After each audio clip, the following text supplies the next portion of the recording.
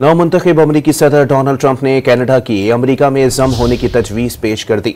Donald Trump ने दावा किया कि कनाडा के बहुत से शहरी अमरीका की 51वीं रियासत का हिस्सा बनना चाहते हैं।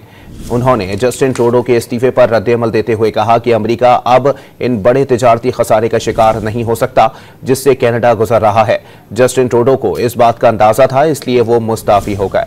नवमुंतखब अमरीकी सदर डोनाल्ड ट्रंप ने कनाडा की अमरीका में जम होने की तजवीज़ पेश कर दी।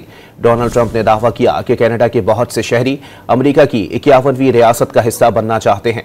उन्होंने जस्टिन ट्रूडो के इस्तीफे पर रद्द-ए-अमल देते हुए कहा कि अमरीका अब इन बड़े तिजारती खसारे का शिकार नहीं हो सकता जिससे कनाडा गुजर रहा है। जस्टिन ट्रूडो को इस बात का अंदाजा था, इसलिए वो मुस्ताफी हो गए।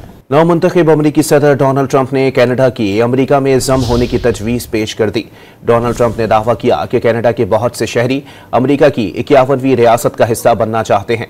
उन्होंने जस्टिन ट्रूडो के इस्तीफे पर रद्द-ए-अमल देते हुए कहा कि अमरीका अब इन बड़े तिजारती खसारे का शिकार नहीं हो सकता जिससे कनाडा गुजर रहा है। जस्टिन ट्रूडो को इस बात का अंदाजा था, इसलिए वो मुस्ताफी हो गए।